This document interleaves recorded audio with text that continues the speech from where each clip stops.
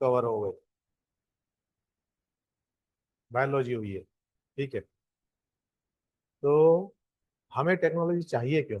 Basic question is why we need technology. किस तरह की नीड? हाँ जी, लड़ाई के लिए है? वो टेक्नोलॉजी में तो आप बायोटेक्नोलॉजी पढ़ रहे हो, बायो। हाँ जी, लाइफ में हर चीज लग्जरियस चाहिए, तो लग्जरी को आप किस चीज से रिलेट करोगे? हाँ, तो कैसे, क्या फर्क पड़ता है? What all technology is about, simple सा क्वेश्चन है। टेक्नोलॉजी किस चीज के बारे में? साइंस किस चीज के बारे में? यदि आप इसके कोर में जाओगे तो that is all about will of power.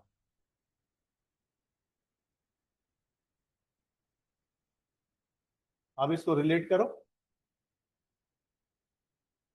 पैदल कितनी जोर से चल सकते हो आप, दौड़ के कितनी तेज चल सकते हो, और गाड़ी में बैठ के कितनी तेज चल सकते हो। तो आपने क्या किया? You have increased your power. छोटा सामान लिफ्ट कर सकते थे, क्रेन की मदद से कितना बड़ा बड़ा सामान लिफ्ट कर रहे हो आप, you have increase your power. ठीक है, चार लोगों पे काबू कर सकते थे फिजिकली, मैन हैंडल करके। Now you are having automatic weapons, gun है, देश को कंट्रोल कर सकते हो। तो ये क्या है? टेक्नोलॉजी जो है, it is all about power.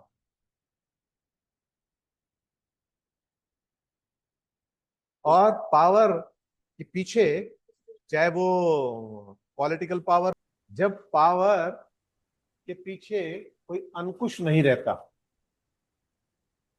तो वो क्या बन जाती है? वो power, that power gate modified into destruction, तो डिस्ट्रक्शन के अंदर आ जाती है। तो साइंस से भी हमने क्या किया है? We have enhanced our power. हमने अपनी पावर को बढ़ाया है हर फील्ड के अंदर।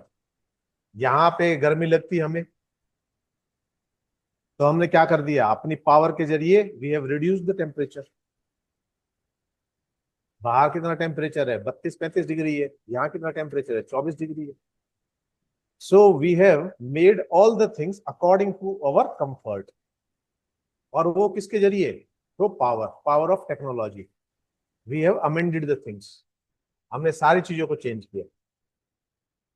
जब सर्दी बहुत ज्यादा थी, 10 डिग्री टेम्परेचर था, तो थ्रो पावर, एनर्जी, उस एनर्जी से हमने क्या कर लिया? उसको 24 डिग्री पे ले आए। बारिश बहुत ज्यादा थी, हमने इस तरह के मकान बना लिए, और सारी चीजें। तो ये सारी चीज क्या है? ये सब we have increased our power. Normal condition के अंदर हमारा सर्वाइवल बहुत मुश्किल होता उस समय। जंगलों की बात सोचो, जिस समय आदमी जंगल में रह रहा था, it was very difficult for him to survive. आज सेफ्टी के सारे साधन आ चुके हैं, सारी चीजें। लेकिन इसके साथ अब ये पावर, ये जो हमारी विल टू पावर है, ये किनके हाथों में है, और इसके जरिए हम क्या करने जा रहे हैं, दैट इज द इम्पोर्टेंट। तो इसलिए science and technology is very good. पर कल हमने एक बात की थी, कल हमने कहा था, एक एक मैंने एक थॉट लिखा था, यदि बच्चे पढ़ते हैं तो। मैंने लिखा था कि समस्या जो है,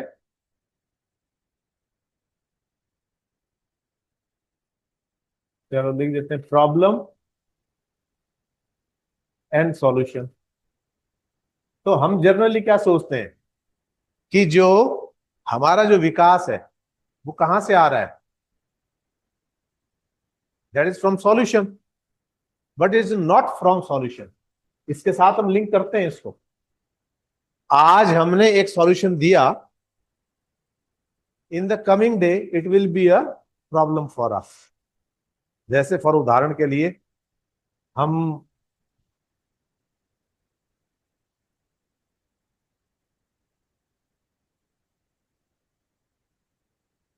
हमने लकड़ी का फर्नीचर, बहुत ज्यादा ड्यूरेबल नहीं था, टूट जाता था, ये सारी चीजें थी। ठीक है, पॉलिथीन या थैला कैरी करना बहुत मुश्किल था। तो हमने किस चीज का इजाद कर दिया? प्लास्टिक का।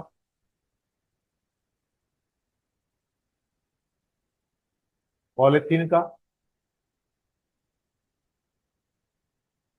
इनका। उस समय तो हमें क्या लग रहा था, इट वॉज ए सॉल्यूशन। उस समय सॉल्यूशन लग रहा था ना कि इजी टू कैरी है, वेट में आसान है, कीमत में कम है, हर तरह से मोल्ड किया जा सकता है। जो चीज आप लकड़ी की नहीं बना सकते वो चीज आप प्लास्टिक की बना सकते हो, उसे बेहतर बना सकते हो। जो चीज आप लोहे की नहीं बना सकते उससे कम बना सकते हो। आपने कोई भी मोल्ड बनाया, उसमें प्लास्टिक डाला और बना दिया, तो ये सारा क्या हो गया। तो हमें दोनों चीज एट दैट टाइम ये बहुत एक रिलीफ था, फाइनेंशियली भी और वैसे भी। लेकिन समय के साथ साथ ये जो हमारा सॉल्यूशन था, हमने एक प्रॉब्लम के लिए सॉल्यूशन देखा था ना, ये जो सॉल्यूशन था ये क्या बन गया। अब आज यही दोनों चीज प्रॉब्लम बन गई। आज जो चीज सॉल्यूशन है वो कल आने वाले टाइम के अंदर वो प्रॉब्लम बनेगी। और हम ये कह रहे हैं कि हमारा विकास कैसे हुआ है, हमने हर चीजों के समाधान खोजे हैं, ऐसे विकास हुआ है, ऐसे नहीं हुआ हमारा। हमारी जो प्रोग्रेस है that is through these problems only. आज का सॉल्यूशन कल की प्रॉब्लम है, कल का सॉल्यूशन आज की प्रॉब्लम है। और हमने उन प्रॉब्लम्स को वो चेंज करते रहे, वो सॉल्यूशन फिर प्रॉब्लम बन गए, फिर हमने एक सॉल्यूशन निकाला, फिर वो सॉल्यूशन प्रॉब्लम बन गए। तो it is the problem itself, वही है जो विकास का क्रम तय कर रही है। ठीक है। तो साइंस एंड टेक्नोलॉजी के अंदर ऐसा नहीं है कि एक चीज फाइनल है। फाइनल क्यों नहीं है? क्योंकि आज जो चीज हमारे अनुरूप है वो कल हमारे लिए समस्या बने ही बनेगी, डेफिनेटली बनेगी। हमने प्लास्टिक आ गया, पैकिंग बहुत अच्छी आ गई, ट्रांसपोर्टेशन आ गई, बहुत दूर से सामान बहुत जल्दी मिल जाता है। आप कहीं का भी ऑर्डर करो, मुंबई की कोई आपने कोई चीज आर्टिकल देखा, तीसरे दिन आपके पास पहुंच जाएगा, आप बड़े खुश हैं। लेकिन जो आपके घर में आप ध्यान दें, जो कूड़ा आज से 10 दिन पहले, 10 साल पहले निकलता था, आज कितना कूड़ा निकलता है। हर चीज पैकिंग में आने लग गई। और आपके लिए एक उसका disposal, that is a big problem. आपने सोचा था आज हम किस चीज के युग में रह रहे हैं? आज हम किस चीज के युग में रह रहे हैं? सब चीज जो दिखता है वो बिकता है। अच्छा कवर होना चाहिए, अच्छी पैकिंग होनी चाहिए, अंदर चाहे कुछ भी हो, ये दो चीज तो कम से कम दिखनी चाहिए। लेकिन क्या हमने सोचा कि अच्छा कवर और अच्छी पैकिंग जिसके जरिए हम अपने व्यापार को बढ़ा रहे हैं, वो कल को इतनी बड़ी प्रॉब्लम हो जाएगी कि वेस्टेज डिस्पोजल के लिए हमारे पास साधन नहीं होंगे। आज हमने कितने संयंत्र बना लिए उनको डिस्पोज करने के लिए। आज हम गार्बेज से क्या क्या बना रहे हैं, ईंटें भी बन रही हैं, उससे डस्ट भी बन रही है, उससे और सारी चीजें भी बना रहे हैं, लेकिन फिर भी we are unable to dispose of that complete. हम नहीं कर पा रहे। क्यों नहीं कर पा रहे? क्योंकि यहां जो क्वेश्चन उठता है कि जब भी हम कोई चीज इन्वेंट करते हैं तो उसमें जो मेन एंगल होता है वो क्या होता है, दैट इज प्रॉफिट।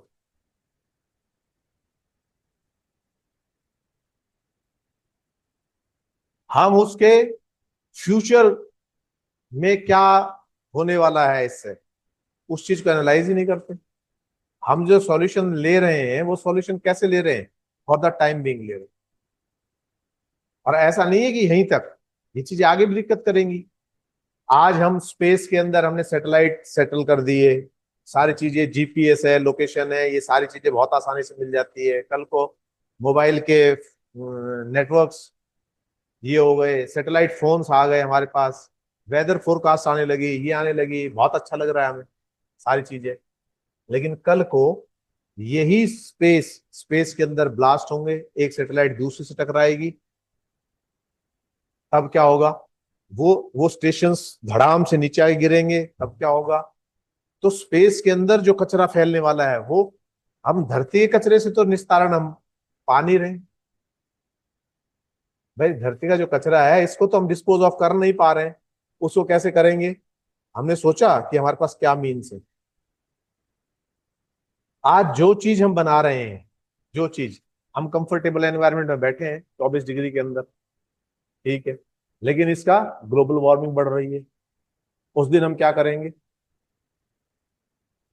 जब बर्फ पिघलती पिघलती खत्म हो जाएगी तो क्या आधे से ज्यादा संसार को ले डूबेगी। कोस्टल जितने भी शहर हैं, सारे बड़े शहर कोस्ट पे बसे हुए हैं, उनका क्या होगा?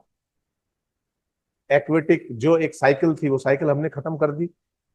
पेस्टिसाइड्स हमारे पास आए बहुत सारे, ये हमारे लिए समस्या हो गई। अब जो वेस्ट हमने बहुत आसानी से कर दिया, घरों से निकाल दिया, अब उस वेस्ट के डिस्पोजल के लिए हमें बहुत एनर्जी लगानी पड़ रही है, टाइम लगाना पड़ रहा है और पैसा लगाना पड़ रहा है, और उसके बाद भी सॉल्यूशन नहीं है।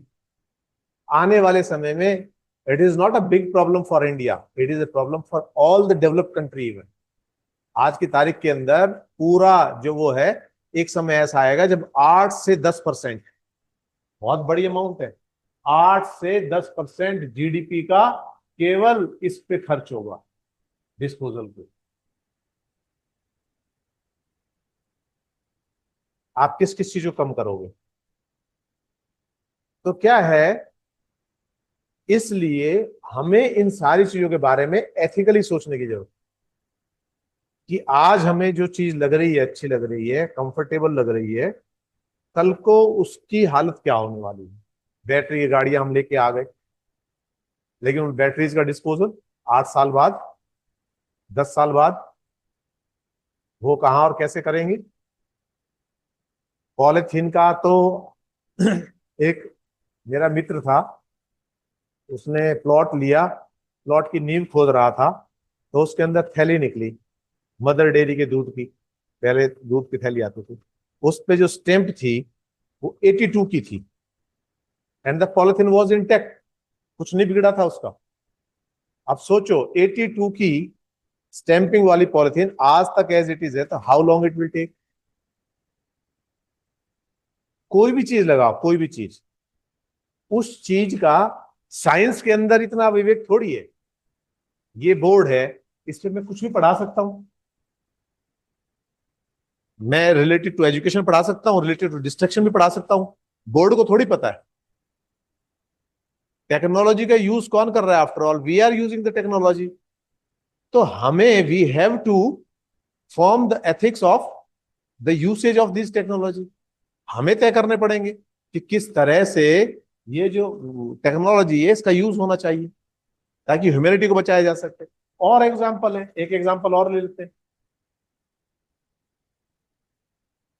ये जो है 80 के आसपास, कई बार चीजें जब आती हैं तो हमें बहुत अच्छी लगती है कि ठीक है नई चीज आई है, इसका बहुत अच्छा यूज होने वाला है, और हम एकदम से अखबार वगैरह सब फ्लडेड हो जाते हैं उसके उससे, कि अब तो ऐसा हो जाएगा, ये चमत्कार हो गया, ये हो गया, वो हो गया। लेकिन लेटर ऑन वी फाइंड कि इसके दुष्परिणाम क्या है। एक एग्जांपल लेते हैं 80 के आसपास, मतलब आप देखो इंडिया के अंदर भी यदि आप 1950 के आसपास की बात करोगे, तो 1950 में बहुत सारी महिलाएं बच्चों को जन्म देते वक्त मर जाती थी, ठीक है, और ये यहाँ नहीं, वर्ल्ड वाइड ये होती थी।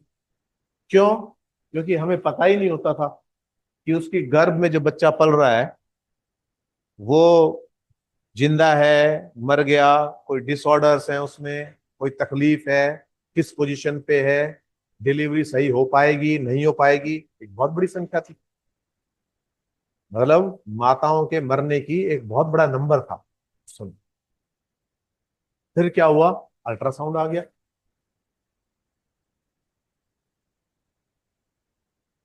ठीक है, अल्ट्रासाउंड से हम क्या कर सकते थे, दोनों की हेल्थ चेक कर सकते, बच्चे की हेल्थ, कि गर्भ में जो बच्चा पल रहा है उसकी डेवलपमेंट सही हो रही है नहीं हो रही, उसकी पोजीशन सही है नहीं है, उसको कोई ऐसी डिजीज तो नहीं है जो कॉम्प्लिकेटेड हो, वो ऐसा तो नहीं है कि माँ की जान के लिए खतरा बन जाए आगे चल के। तो this was the purpose behind invention of this ultrasonic machine. उसके बाद क्या हुआ, जैसे ही ये हुआ, होने के बाद हमारे लिए बहुत एक अच्छा एक वो मशीन आ गई, उससे माँ की जान बचाने लग गए, बच्चों की जान बचाने लग गए, बच्चे भी तो बच रहे हैं उसके अंदर, मान लो कोई डिसऑर्डर है, we can treat then and there in the womb, वहीं हम उसकी इलाज कर सकते थे, हमारे पास टेक्नोलॉजी थी, हम कर रहे थे, सारी चीजें कर रहे थे। बच्चा कमजोर है तो, बच्चा यदि ट्विंस है तो कैसे हैंडल करेंगे, तो सारी चीजें हमारे लिए बहुत सुविधाजनक हुई। लेकिन उसका एक फिर एक ऐसा काला अध्याय सामने आया। क्या हो गया, नहीं रेडिएशंस तो थे ही थे इसके अंदर, फीमेल फीटोसाइड, कन्या भ्रूण हत्या, ये। और अचानक से आप देखो कि 92 के बाद ये जो रेशियो था, 92 93 के बाद ये रेशियो नीचे आना शुरू हो गया। सेक्स रेशियो कैसा होना चाहिए, लगभग बराबर होना चाहिए, ठीक है। 1000 लड़कों पर लड़कियों की जो संख्या थी वो लगभग लगभग 980 997 इस तरह की सी थी। तो चलता था, कोई बात नहीं इतनी तो, ठीक है। और कमाल की बात यह है कि सर्वाइवल के अंदर जब छोटे बच्चे होते हैं ना, उनके सर्वाइवल के अंदर लड़कियां ज्यादा सर्वाइव करती हैं, लड़के कम सर्वाइव करते हैं। उसके बाद भी ये कहां तक पहुंच गया, 600 640 630 तक, बड़ी अलार्मिंग सिचुएशन हो गई। सबसे कम हरियाणा, राजस्थान इनके अंदर, और इसके अंदर भी जो हमारी बेल्ट है गुड़गांव रेवाड़ी, ये सबसे कम, पूरे इंडिया में सबसे कम।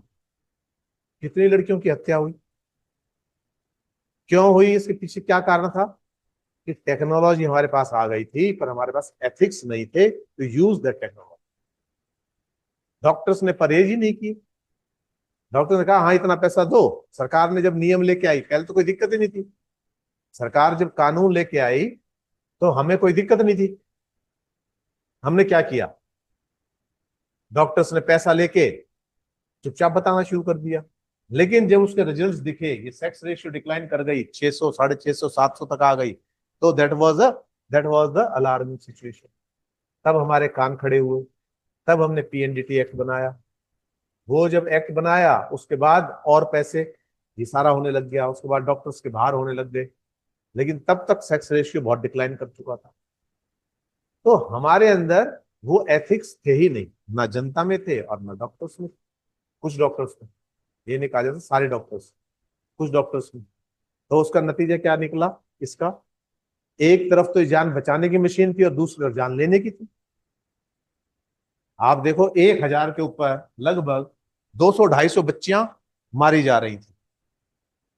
तो मान लो इस अल्ट्रासाउंड की हेल्प से 20 30 50 100 की भी जान बचा रहे हैं हम एक जगह, तो दूसरी जगह इतनी जाने जा रही हैं।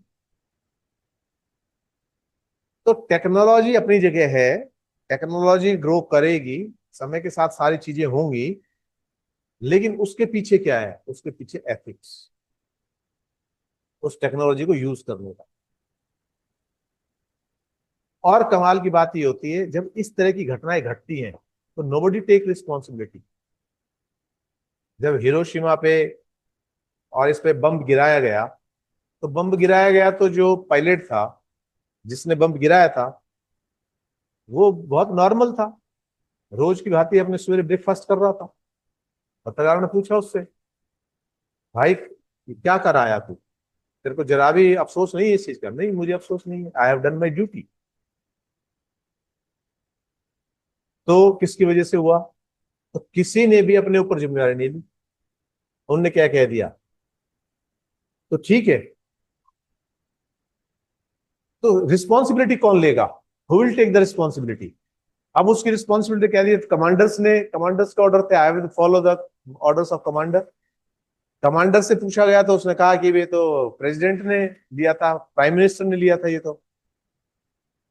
ये जो डिसीजन लिया था। उनसे पूछा तो उन्होंने कहा it was a collective decision, सबका कलेक्टिव डिसीजन। तो किसी की भी आत्मा नहीं कांप रही। तो यहां पर हमें इस चीज पर फोकस करने की बहुत ज्यादा जरूरत है, वरना हम पूरी मानवता को खतरे में डाल देंगे। अब यहाँ सवाल एक और उठता है, सवाल ये उठता है कि ये सारा कुछ क्या हमारा है जो हम कर रहे हैं? हम जिस अधिकार के साथ ये डिस्ट्रक्शन और ये सारी चीज कर रहे हैं चंद पैसों के लिए, हमने पेस्टिसाइड्स बना दिए, ठीक है।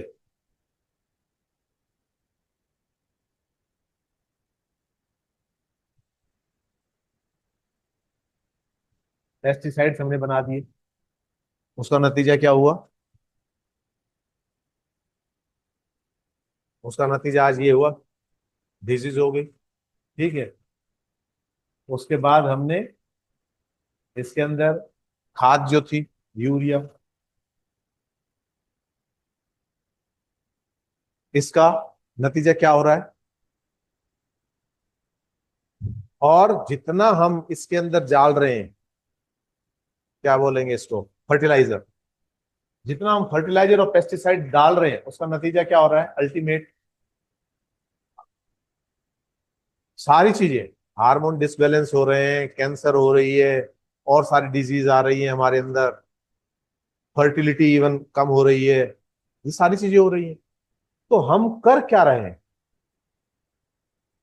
आज फिर हमें किसकी ओर जाना पड़ रहा है? ऑर्गेनिक की तरफ। आज ऑर्गेनिक का नाम लेके आप किसी भी चीज को डबल रेट पे खरीद लोगे या बिक जाएगी आपकी। क्यों बिक जाएगी? क्योंकि आपने एक समय में इन चीजों को बहुत अच्छा ठहराया था। आपने जो साइकिल थी, साइंटिफिक साइकिल थी, जो बायोलॉजिकल साइकिल थी, उसको आपने डिस्ट्रॉय कर दिया पेस्टिसाइड्स को करके। पेस्टिसाइड्स पे जो नेचुरल ग्रोथ थी, वो सारी जो साइकिल थी, उसको आपने डिस्टर्ब कर दिया। यूरिया को डाल के आपने क्या कर दिया?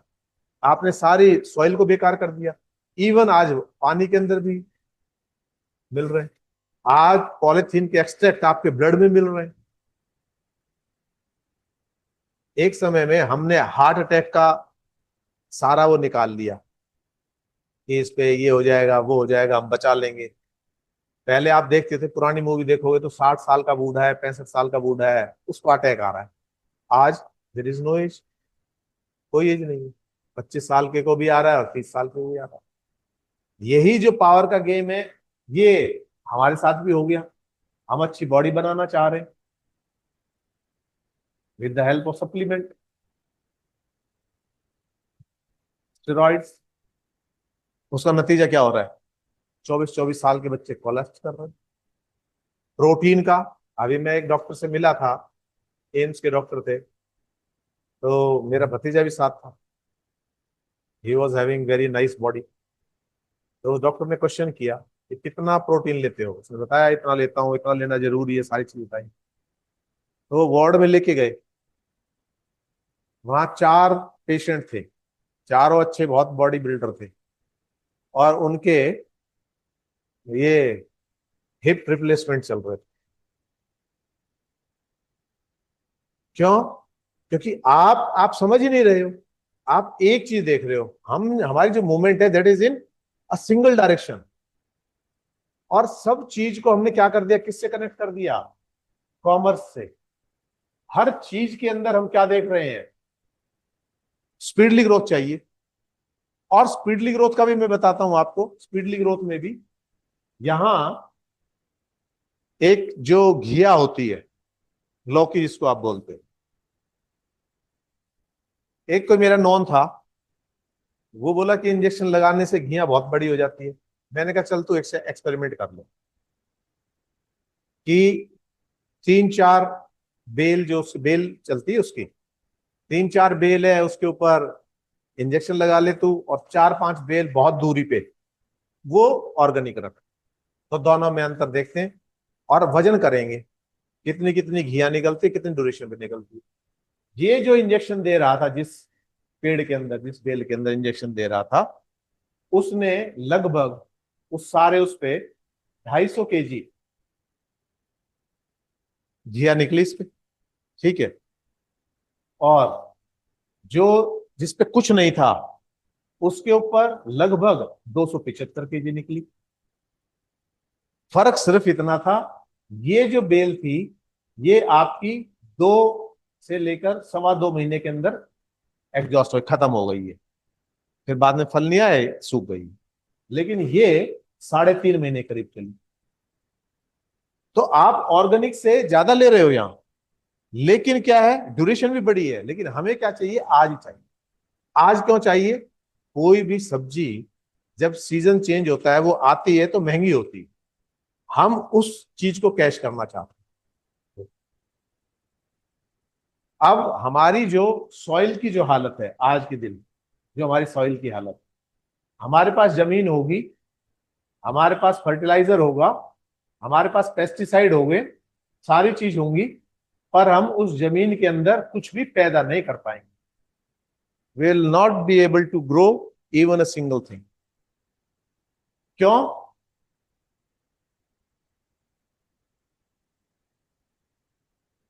क्यों नहीं कर पाएंगे? क्योंकि एनवायरनमेंट का इतना असर उसके ऊपर हो जाएगा। किसी भी चीज को ग्रो करने के लिए ये जो लेयर है ऊपर की, इसमें पोरस होने चाहिए, ये पोरस होनी चाहिए। ये पोरस होगी तो उसके अंदर क्या होगा, फ्लो ऑफ ऑक्सीजन, एयर, ये अच्छा होगा। रूट्स के लिए, ग्रो करने के लिए इजी होगा, बढ़ने के लिए।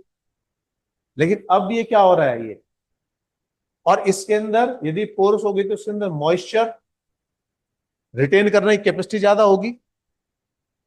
पानी नहीं भी मिला पेड़ को तो भी सरवाइव कर जाएगा 3 4 5 दिन तक।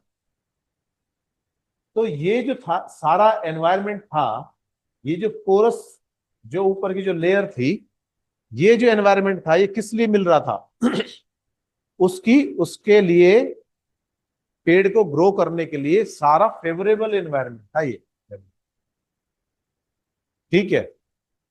ये पोरस बन कैसे रही थी? उन कीड़ों से, कीटाणुओं से, उनसे सारे यूजफुल जो भी आप कहेंगे बैक्टीरिया वगैरह जो भी हैं उनसे बन रही थी ये। हमने पेस्टिसाइड से क्या कर दिया, खराब कर दिया। अब ग्रोथ बढ़ेगी या कम होगी? यूरिया से हम कितनी ग्रोथ ले लेंगे? दूसरा, ये जो लेयर है, आज इस लेयर के ऊपर सीमेंट भी आके गिर रही है धूल के जरिए, कंक्रीट भी आके गिर रही है, ठीक है। धूल जब चल रही है, उड़ रही है, तो सारी चीजें लेके जा रही है, कोल्ड डस्ट भी आ रही है, और ये क्या कर रही है, सॉलिड बनती जा रही है। और जितनी जितनी ये चीज सॉलिड बनती चली जाएगी, उतनी उतनी आगे हमारे पास जमीन होगी और पैदा नहीं। पहले जमीन कैसे डेवलप होती थी? ये पेड़ होते थे, पेड़ों की पत्तियां होती थी, वो पत्तियां गिरती थी, गिरने के बाद वो अपने आप डिकम्पोज होती थी, वो सारी चीज होती थी। आज ये सारी चीजें क्या हो रही हैं? तो हम कब सोचेंगे इनके बारे में? हमने ये सोच लिया कि हम हैं तो ठीक है, ये हमारा कोई राइट नहीं है इस अर्थ के ऊपर। हमसे पहले भी कोई थे जिन्होंने इसको बचा के रखा था, हमें दिया है। और जितना हमारा अधिकार है इतना ही हमारे आने वाली पीढ़ियों का अधिकार है इसके ऊपर। हमें कोई परमानेंट थोड़ी रहना है, 20 30 साल बाद चले जाएंगे, 50 साल बाद चले जाएंगे, उसके बाद हैंड ओवर करके जाएंगे ना किसी को। उनको कैसा एनवायरनमेंट देके जाएंगे, उनको कैसा इकोलॉजिकल सिस्टम देके जाएंगे, उनको कैसे थिंकिंग देके जाएंगे, बीमारियां और ये देके जाएंगे। इसलिए यहां सबसे ज्यादा एथिक्स की जरूरत है आज में। वो एथिक्स क्या है? वो एथिक्स ये हैं जो एक डॉक्टर को ये बताते हैं कि आपको कैसे काम करना है। आपको पैसों के लिए किसी की किडनी नहीं चुरानी, आपको पैसों के लिए जरूरी नहीं है फिर भी ऑपरेट करना है। अभी बहुत सारे डॉक्टर्स अनएथिकल प्रैक्टिस करते हैं। वो अनएथिकल प्रैक्टिस क्या है? आपको ऑपरेशन की कोई रिक्वायरमेंट नहीं है, फिर भी ऑपरेट कर रहे हैं, क्योंकि ऑपरेशन से सीधा 1 लाख रुपया आ रहा है, बड़ा हॉस्पिटल है, वो सारी चीजें।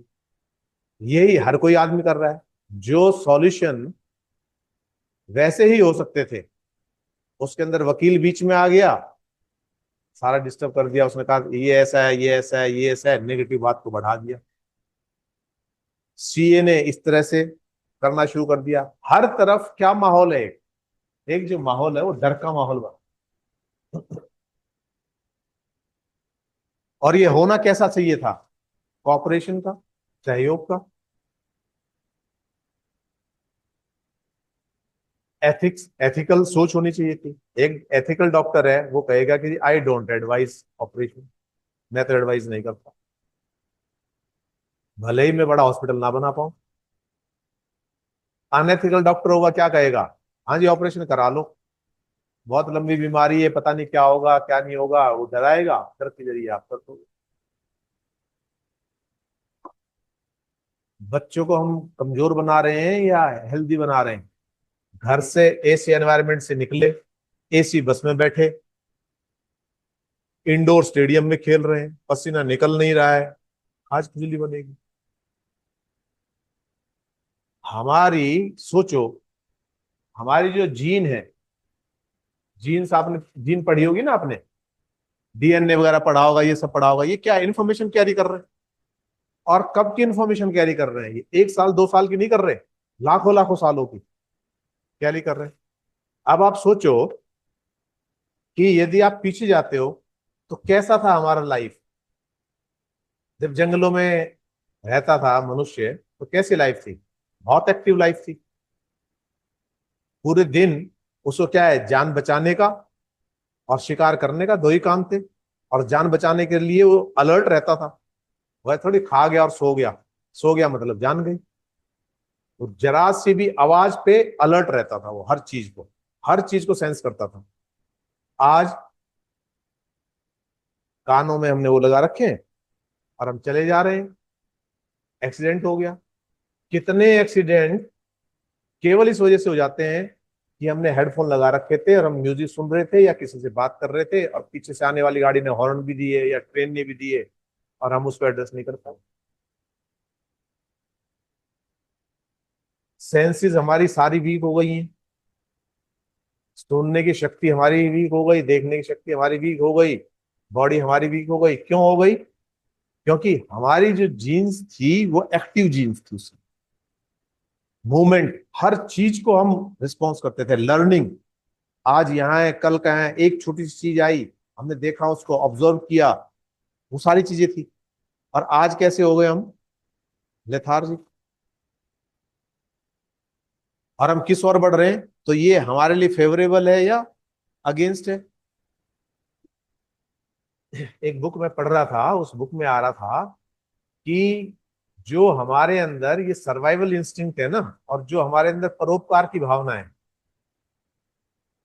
परोपकार की भावना है, ये भी जीन्स की वजह से है। क्योंकि जीन क्या चाह रही है?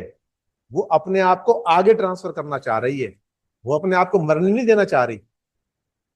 आप समझ रहे हो? यदि जीन मर जाएगी तो फिर आगे कैसे ट्रांसफर होगा? उसने तो आगे बढ़ना है, लाखों सालों से आगे बढ़ती आ रही है। तो वो क्या है, जैसे इसमें एक उदाहरण लेते हैं मधुमक्खी का। मधुमक्खी डंक मारने के बाद मर जाती है, लेकिन फिर भी उनकी व्यवस्था है ना ऐसी, वो डंक मार के मर जाती है। क्यों? औरों को बचाने के लिए, और अपने उनको बचाने के लिए। तो ये कहाँ से आई चीज? जीन में है। बेसिक इंस्टिंक्ट है, लेके पैदा होते हैं। बहुत सारे जानवर ऐसे होते हैं कि रात को सारे जानवर सो रहे होते हैं, कुछ पहरेदारी करते हैं। तो पहरेदारी करते हैं, कोई जानवर आता है तो वो आवाज देते हैं। अब जैसे ही उसने आवाज दी, उस जानवर का ध्यान कहाँ चला गया? इस जानवर की तरफ चला गया। तो इसने जो अलार्म दी, अपनी जान गंवाई, लेकिन वो सेफ हो गए। आपने देखा होगा, माँ क्या करती है? बच्चों को बचाने के लिए खुद को खतरे में डाल देती है। ये सब क्या है? ये सब भी वही है। चाहे हम इसको धर्म से जोड़ लें, चाहे रिलीजन से जोड़ लें, चाहे एथिक्स से जोड़ लें, चाहे नैतिकता से जोड़ लें, ये सब है क्या? ये बेसिक इंस्टिंक्ट हम लेके ही पैदा होते हैं। माँ को कौन सिखाता है बच्चे की रक्षा करना? लेकिन करती हूँ ये सारी चीज। तो बहुत सारी जो इंफॉर्मेशन है, ये जो हमारी हम ट्रेवल कर रहे हैं, ये इसके अगेंस्ट जाने लग गए हम।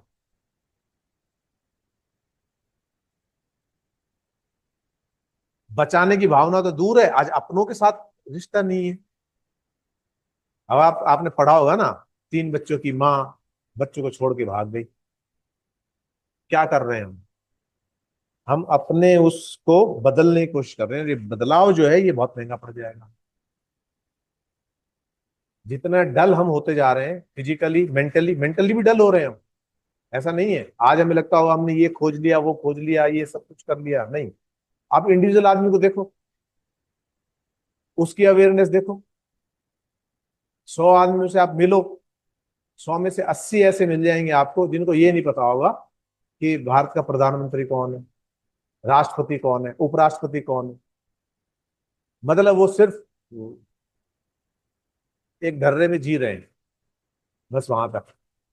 उनकी फिजिकल एक्टिविटीज नोट करो आप, क्या है? सवेरे उठे, सोते सोते से ब्रश की, मोबाइल हाथ में, 2 रील देखी, मुस्कुराए, घर में कोई काम नहीं किया, 2 गालियां माँ से खाई, 2 पिताजी से खाई, निकल गए कॉपी लेके, वहां आ गए, कैंटीन में बैठ गए, क्लास में गए, कैंटीन से उठे, फिर कहाँ चले गए?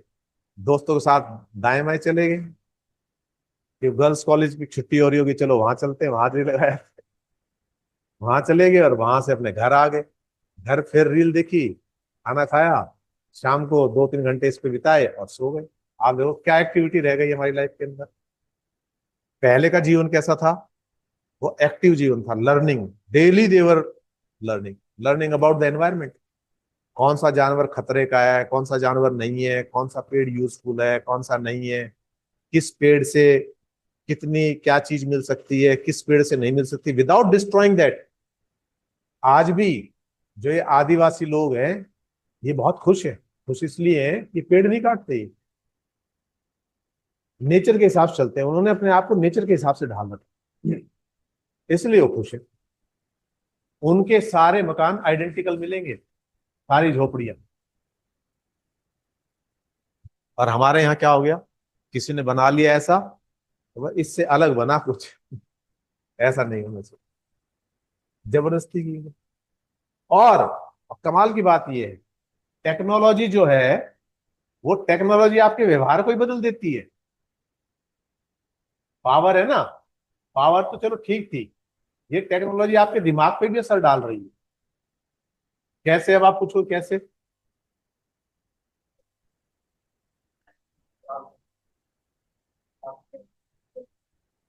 हाँ, नहीं ये तो ठीक है, वो तो हो ही गया कम, उस चीज को तो हम डिस्कस कर ले। मैं कह रहा हूं कि आपके व्यवहार के ऊपर भी डालती है, आपके बिहेवियर के ऊपर भी असर डालती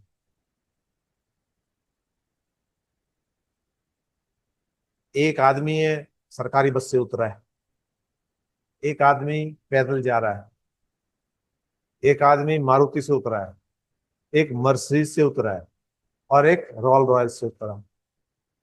आप ब- फर्क फील करते हो कॉन्फिडेंस का, इसका?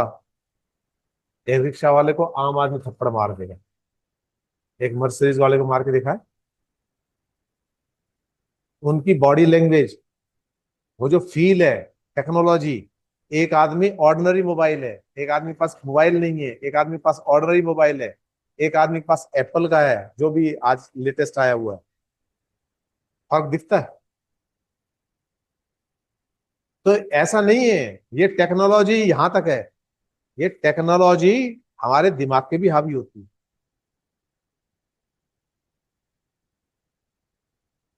मोबाइल के एक्चुअल के अंदर मोबाइल के कितने फीचर्स हैं? कोई एक ऐसा बंदा बताओ जो 100% उसके फीचर्स को यूज कर रहा हो। मैं कहता हूं कि 60% भी यूज नहीं हो। भाई मेरे जैसे से तो होते नहीं, 2-4 चीजें होती हैं जो। लेकिन वो क्या है, हम इतना पे क्यों कर रहे हैं? एक, मुझे कहना नहीं चाहिए, हमारे वहां एक जमीन बिकी। गुजर थे वो, नई मोबाइल लेने गया हुआ था, तो कह रहा तेरे दरों जो सबसे महंगा है ना वो दिखा दे।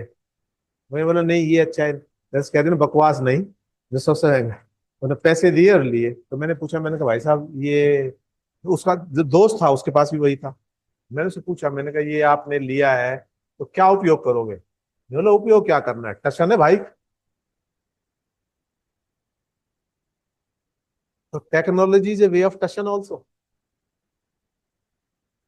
आप हाथ पे जो आजकल वॉच आई हुई है वो, हम जितना अपने आप को अलर्ट करने की कोशिश कर रहे हैं, जो आपकी हेल्थ बता रही है, हार्ट बीट बता रही है, ये सारी चीज बता रही है, आप सोचो हमने नेचुरल बॉडी की टेंडेंसी करके हम आर्टिफिशियल होते जा रहे हैं।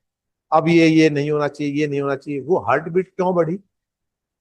वो हो सकता है इसलिए बढ़ी हो कि आप ऐसे सपना देख रहे होंगे कुछ, सपने में आप कहीं भाग रहे होंगे, दौड़ रहे होंगे, और आप किसने कर दिया, उसने कह दिया पीसफुल नींद नहीं। आपने उससे पहले और उससे पहले बहुत गहरी नींद ली, लेकिन उस दौरान नहीं लिया आपने, बार बार एक सपना आया। तो टेक्नोलॉजी आपको एक ऐसे दरिया में डाल रही है जहां से दलदल दरिया, क्या दलिया दलदल कहूंगा, जिसमें से आप निकल भी नहीं सकते और आप उसके बिना रह भी नहीं सकते, आपको वहीं फंसे रहना। तो ये सारी चीजें कैसी होंगी, इन सब चीजों को कंट्रोल करने के लिए टेक्नोलॉजी के बिना जीवन असंभव है। तो हमें क्या करना है? तो हमें ये करना है कि we have to find out the ethics behind that. हर चीज के पीछे एथिक्स होने चाहिए। आज हम डिस्ट्रक्शन का जितना सामान बता रहे हैं, आज जितना गोला बारूद है, उसको यदि यूज कर दिया जाए तो 6 टाइम पृथ्वी डिस्ट्रॉय हो सकती है, 6 टाइम्स, 6 बार। हम बारूद के भंडार में बैठे हुए हैं, लेकिन एथिक्स कहाँ है? छोटी छोटी बातों पर एक दूसरे के साथ लड़ने को तैयार बैठे हैं, निर्दोष लोगों की जान जा रही है, ये सारी चीज। तो ये सारी चीज, साइंस बुरी नहीं है, ना टेक्नोलॉजी बुरी है। The thing is how we make use of it, that is important. हम उसका यूज कैसे करते हैं, वो इंपॉर्टेंट। दूसरा, आज जो चीजें, जिन चीज को हम इन्वेंट कर रहे हैं, उनका हम फ्यूचर का वो देख ही नहीं रहे कि फ्यूचर पे क्या होने वाला है इनका।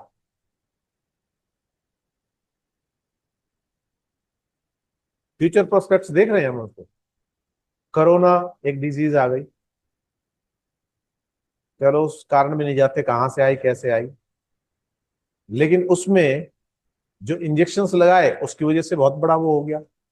जो हाई डोज थी वो, बहुत सारे लोग ऐसे थे जिन्होंने कभी दवाई का उपयोग ही नहीं किया था, उनके लिए तो खतरनाक साबित हो गई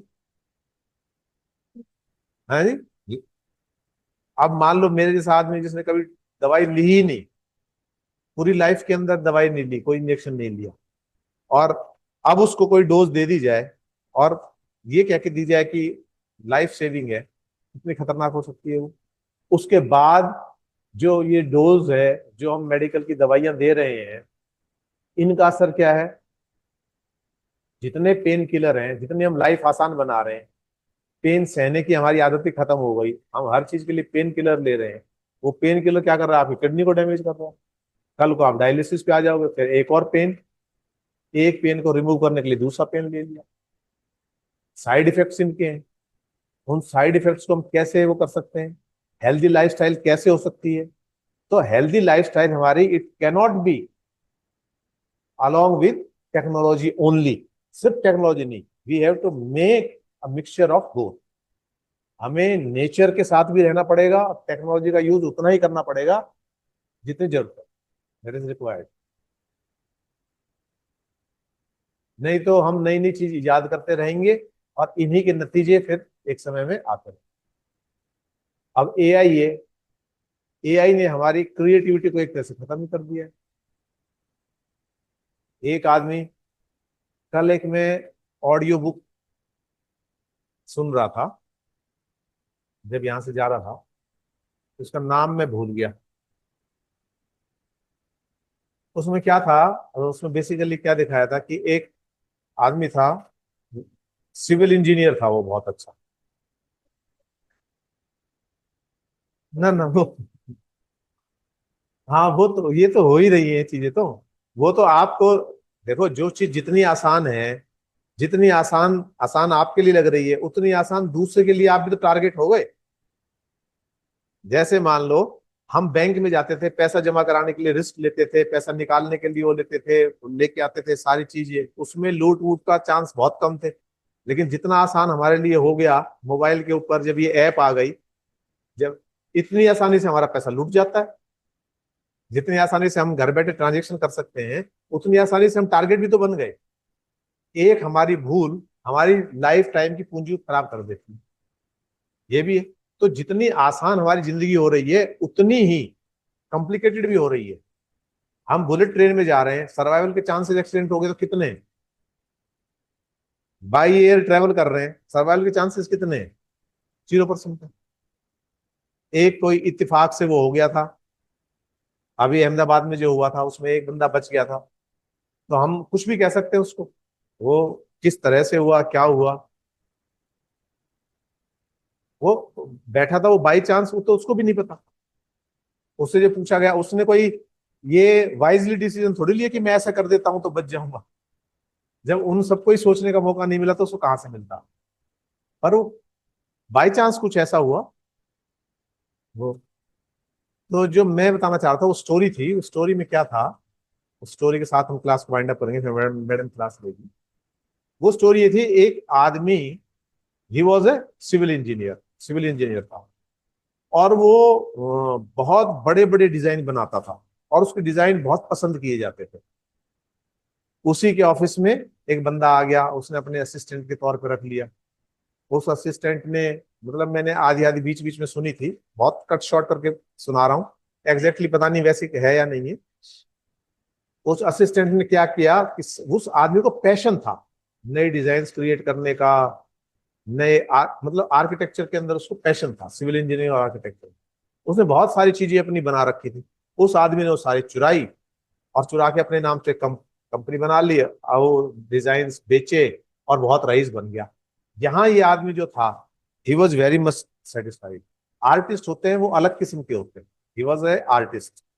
तो वहां से चला गया, उसने चुरा लिया, उसने कहा, उसने कुछ भी नहीं कहा, उसने कहा एक समय आएगा तुझे मेरे पास लौटना पड़ेगा, आज तूने सारी मेरी मेहनत ले ली, कोई बात नहीं, कह के वो चला गया। वो वहां चला जाता है, जाने के बाद वो एक खदान के अंदर काम करना शुरू कर देता है। अब खदान के अंदर मजदूर तो मजदूरों की तरह निकालेंगे पत्थर, लेकिन वो जिस तरह से पत्थर निकाल रहा था, तो वो जो खदान की मालकिन थी वो उसको देख रही थी, she was a young lady. तो उसने देखा कि आदमी तो इसके बारे में पता करना चाहिए, उसने पता किया, पता लगा ये तो बहुत बड़ा आर्टिस्ट है। तो उसको लगा कि इसको यदि मैं इसकी वापस जिंदगी दे दूंगी, यानी कि इसको एज ए आर्टिस्ट यदि इसको एक्सपोज कर दूंगी मैं सबके सामने, तो इसकी ओरिजिनलिटी खत्म हो जाएगी जैसे उस आदमी ने की है। तो ये करके वो उसका साथ नहीं देती, मतलब उसको डाउनग्रेड करती है। मीनवाइल क्या होता है कि वो आदमी, उस कंपनी बहुत ग्रो कर जाती है जिसने उसके डिजाइन चुराए होते हैं, और उसको एक बहुत बड़ा प्रोजेक्ट मिलता है। तो वो जो प्रोजेक्ट मिलता है तो अब वो कर नहीं पाता, वो एक से एक डिजाइन बनाता है, लेकिन he was not competent. Competent तो था नहीं, चुराए हुए डिजाइन थे, कितने बनाएगा, वो सारे रिजेक्ट होते जाते हैं।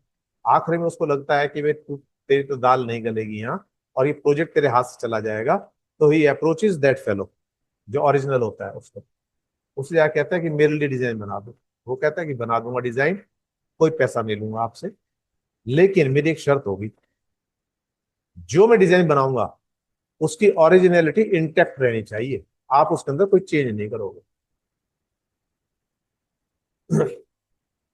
एग्री हो जाता है, वो चला जाता है। जाने के बाद क्या होता है, वो डिजाइन बनाता है, डिजाइन की बहुत बड़ी बड़ाई होनी शुरू हो जाती है। लेकिन जो कंपनी उससे काम करा रही होती है वो अपने हिसाब से कुछ चेंजेस उससे कहती है कि ये चेंजेस आप कर दो। तो पहले तो मना करता है वो, फिर बाद में लालच में आ जाता है और वो चेंजेस कर देता है। तो वो जो ओरिजिनल आर्टिस्ट होता है, जब वो देखता है कि तेरी बिल्डिंग बन गई होगी, देखने जाता है तो उसको देखा बहुत सारे चेंजेस है उसके अंदर। तो उसको जाके अप्रोच करता है कि तूने धोखा किया है, ये गलत किया है तुमने, तुझे नहीं करना चाहिए था, मैंने तो इसमें पैसा चार्ज नहीं किया और कुछ नहीं किया। तब वो क्या करता है, उस बिल्डिंग को डायनामाइट से उड़ा देता है, लाखों करोड़ों का नुकसान हो जाता है, उसके ऊपर केस चल जाता है, उसमें ज्यूरी सिस्टम होता है। तो सारे लोग कहते हैं, सब लोग नफरत से देखते हैं उसको, इसको क्या मिला भाई, इसने डिजाइन बनाया था, ये था, उससे अच्छा तो पैसे ले लेता, लोग जैसे सोच कर रहे थे सारी चीजें, इससे अच्छा तो ये कर देता, इससे अच्छा तो वो कर देता। तो उन्होंने कहा कि भी आप अपना कोई वकील रख करना चाहोगे? उसने कहा वकील नहीं, मैं अपनी दलील खुद ही रखना चाहूंगा। तो ज्यूरी के सामने उसने बात रखी, उसने कहा कि ये जो ओरिजिनलिटी है, ये जो प्योरिटी ऑफ थॉट है, प्योरिटी ऑफ थिंकिंग है, क्रिएटिविटी है, ये जो आर्ट है, it was very much my own, ये मेरी थी, इसको मैंने डेवलप किया था, और मेरी क्रिएटिविटी के साथ ऐसे कोई नहीं कर सकता। ये तो उसका उपहास हो गया, मेरी लाइफ लर्निंग का सारा वो हो गया। उसने फिर बहुत सारे उदाहरण दिए। उसने कहा जिसने पहले, सबसे पहले आग को खोजा था, लोगों ने उसी को मार दिया। आग से डरते थे, उन्होंने सोचा ये आग को लेके आ रहा है। तो बहुत सारे लोग जिन्होंने इस दुनिया को रास्ता दिखाना चाहा, उनको हमने इसीलिए मार दिया क्योंकि उनकी ओरिजिनल प्योर थिंकिंग है, जिसमें गैलीलियो, सुना होगा ना नाम, अर्थ को जिसने हाँ, उसके बाद कॉपरनिकस, उसके बाद ईसा मसीह, उसके बाद मूसा, उसके बाद बहुत सारे लोग, गुरु गोविंद सिंह, ये ऐसे हैं, बहुत सारे लोग ऐसे थे जो केवल इसी वजह से भेंट चढ़ गए, ओरिजिनल थिंकिंग की वजह से, समाज के भले के लिए, कि उन्होंने समाज का भला करना चाहा। तो ज्यूरी ने फिर बाद में डिसीजन दिया। तो डिसीजन क्या आया होगा? Any guesses? वो डिसीजन आया कि उसको बरी कर दिया, कि हम यदि इस क्रिएटिविटी को इंटैक्ट नहीं रखेंगे तो आगे हम बढ़ेंगे कैसे? ये क्रिएटिविटी आम आदमी में तो होती नहीं है, ये लाखों में एक आदमी होता है जो अलग तरह से सोचता है, जो अलग तरह से दुनिया को देखता है, और जो अलग तरह से सॉल्यूशंस देता है लाइफ को, चाहे वो साइंटिस्ट हो चाहे वो।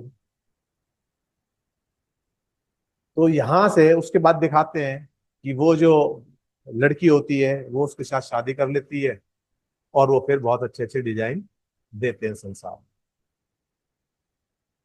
तो मैंने एक हल्का सा एक आइडिया दिया है आपको कि हाउ इंपॉर्टेंट एथिक्स इज। ठीक है, साइंस एंड टेक्नोलॉजी अपनी पेस पे ग्रो करेंगी, लेकिन इनके पीछे यदि फोर्स एथिक्स की नहीं होगी, फोर्स ह्यूमैनिटी की नहीं होगी, फोर्स भले की नहीं होगी, मैनकाइंड की नहीं होगी, तो सूनर और later we will destroy the humanity, हम इसको ही खत्म